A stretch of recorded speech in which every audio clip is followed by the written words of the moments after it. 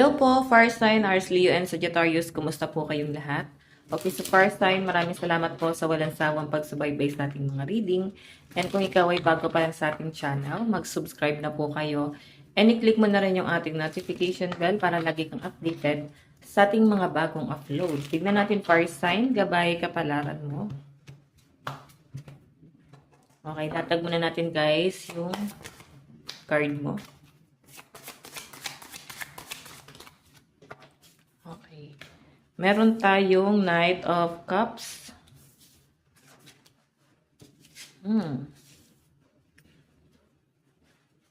So, kung makita nyo guys, naka-reverse to, no? Kanina. Ito natin. Eight of Cups. And 10 of Pentacles.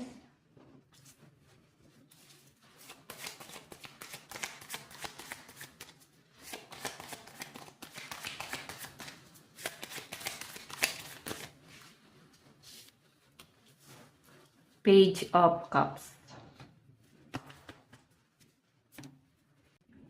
Okay, so fire sign, since naka-reverse tong dalawa na to, sa pinapakita sa akin guys, yung iba sa inyo, may mga responsibilidad na hindi mo na kayang pasanin. Okay?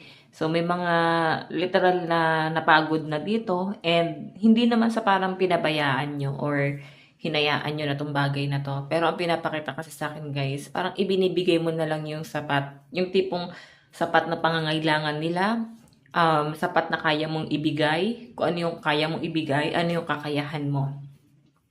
Okay, kung makita mo kasi guys, yung 8 of Cups kasi dito, pagtalikod to sa mga bagay na gusto mo. So, ito naman guys, ngayon, mga bagay na ayaw mo na parang kailangan mo na lang din talagang harapin, then parang inuobliga mo na lang din yung sarili mo. So, siguro patungkol to sa family, or pwedeng sa trabaho mo, like, wala ka ng choice, nandyan ka na, kung makita mo ito, family to, then Page of Cups. So, medyo may pag-a-adjust ka pa na ginagawa, or pwedeng hindi ka na gano'ng kampante sa connection mo sa family mo, or sabihin natin guys na pakikipag-ugnayan mo, parang kailangan mo lang dumistansya sa kanila para kahit paano wala kang sama ng loob na maramdaman sa pang-araw-araw. Parang kailangan lang talaga magkakahiwalay. Parang ganun. So, pagka kasi guys sama-sama, naniniwala ba kayo na pagmahal niyo yung isang tao, wag mo masyadong i-attach yung sarili mo doon. Kasi once na na-attach ka sa isang tao or parang ayaw mong mawala sa buhay mo, mas lalong lumalayo sa'yo. Okay? Kasi pag mahal mo ang isang tao, hayaan mo lang siya. Huwag mo laging kinakausap, huwag niyo masyadong minamahal. Para nandyan lang sila guys. So, yun yung sinasabi na parang pagpaparaya. Okay? Tignan pa natin guys, may mga nahihirapan dito. Parang feeling nyo, nilalagay mo sa parang nilalagay mo yung sarili mo sa miserableng buhay. Na dapat hindi mo naman talaga dapat nilalagay yung sarili mo dito. Pero ang pinapakita kasi sa akin dito, fire sign, parang napapaisip ka, parang kailangan mo lang din talaga mag-adjust. Okay? Or pwede rin naman guys, ako sa trabaho to, parang mali yung pinili mo, na parang kung meron kang ibang option dati, pwedeng nandun sa point na yung mga fire sign, medyo stress kayo. Okay? Medyo stress kasi meron ka namang ibang option, bakit pinili mo yung bagay na hindi mo napag-isipan. Okay? So, ayun, medyo na-stuck yung energy mo dyan. Tignan pa natin ano tong Knight of Cups in reverse.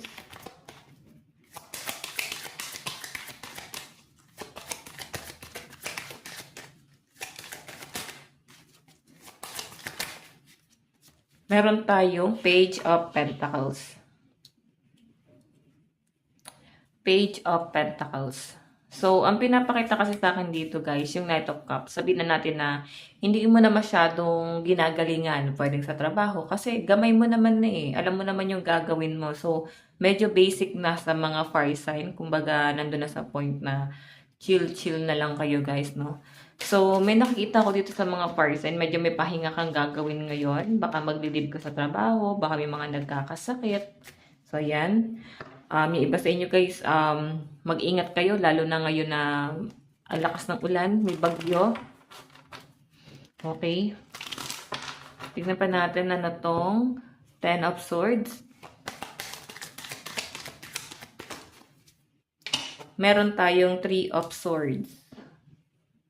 Okay. So, fire sign, ito kasi si Three of Swords, nahihirapan yan. Okay, sabihin natin nahihirapan kayo pero hindi nyo pinapahalata. Okay, nasasaktan kayo pero hindi nyo pinapahalata. Pinapakita nyo na strong kayo. Pinapakita nyo na okay lang. Pinapanindigan nyo na lang. Okay? Parang ayaw mo na lang din siguro na may mga taong nakakita ka na mahina. Kasi napakahaba ng panahon na ganun ka nila tinignan. So, I think binabago mo na. Okay? So, ayan, may mga person dito na kinakaya yung bigat ng problema. Tignan po natin ano tong 8 of Cups in reverse.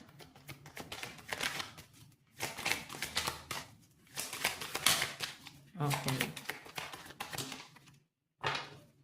So, ayan, ang dami. So, lang po spirit guide.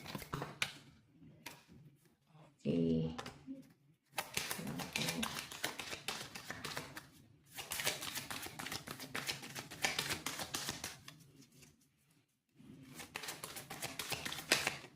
Okay. Meron tayong 6 of Cups. New love. Yung iba sa inyo guys, ito ha, pwedeng hindi ka na open talaga sa relationship, hindi ka na gano'n nag-entertain. Pero kahit hindi ka nag-entertain, talaga marami na-attract sa inyo, marami talaga nagkakagusto sa mga fire sign. And ayan, may mga bagong tao pa na pumapasok dito. May nakikita ko dito guys, pwede may mag-alok sa'yo or may mag-offer sa'yo ng cup of love. Baka may manligaw or pwedeng gusto ka kung lalaki ka, no? So, decision mo yan kung niligawan mo yan. O baka naman ikaw yung niligawan kahit may ikaw yung lalaki. Okay, so may ibang focus kasi ang mga fire sign. Hindi talaga to yung focus mo. Parang masyadong maliit na bagay to. Yan. Okay, tignan natin guys. Ano naman tong 10 of Pentacles?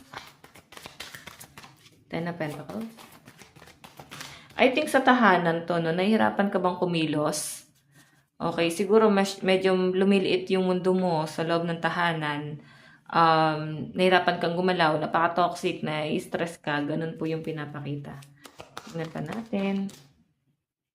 Okay, ang daming lumabas na card. Okay. Meron tayong 2 of Swords. Okay, so 10 of Pentacles, meron kang inaantay dito na mag-reach out sa'yo or baka meron kang inaantay na email or pwedeng message ng isang tao. Like, parang napaka-importante na makausap mo to. Ano ba to? Chismis ba itong pag-uusapan nyo or personal to? Okay, baka may makikisuyo sa inyo. Then, ikaw parang ina-update mo ano yung dapat mong gawin. Parang ganun. So, tingnan natin ano tong Page of Cups. Meron tayong 8 strength. Okay, so fire sign, ang sinasabi dyan, nagsisimula ka pa lang. Lakasan mo yung loob mo. Kasi pagsubok siguro to, baka may magandang mangyayari kung pagtsatsagaan mo tong bagay na to. So, huwag kang mawala ng pag-asa kasi nandyan na yan. Kumbaga, kailangan tsagain mo muna. Okay, lakasan mo muna yung loob mo. Huwag ka basta-basta susuko. May nakakita ko sa mga fire sign na panghihinaan ng loob eh. So, in fire sign, maring ang kadil mo is Leo, energy. Ayan, Cancer, Pisces, Scorpio, Aquarius, Gemini, Libra. Tignan pa natin advice. Meron tayong clear your karma. Fire sign, may dumadanas ng karma dito. Okay, parang kailangan mo siyang pagbayaran kung bakit sinasabi siguro dito na pagtiyagaan mo muna to kasi makakaalis ka rin dyan. Lakasan mo lang yung loob mo. Ma-overcome mo rin yan. Pero iba kasi sa inyo guys, parang hindi mo naman feel na kinakarma ka. Kasi parang ang gaganda pa rin talaga nung nangyayari sa buhay mo. Pero ito kasi guys, pwedeng hindi naman rekta sa'yo, pwedeng sa ibang tao na nakagawa sa inyo ng masama. Pero kung may struggle na nangyayari sa inyo, I think parang karma siya. Baka hindi ka aware, meron ka nasaktan. Ayan. Okay, pero sinasabi dyan guys, harapin mo to kasi mawawala rin to. Hindi to permanente. Fire sign, ito lang naman po ang inyong reading. Bukas ulit. God bless and love you all. Bye-bye.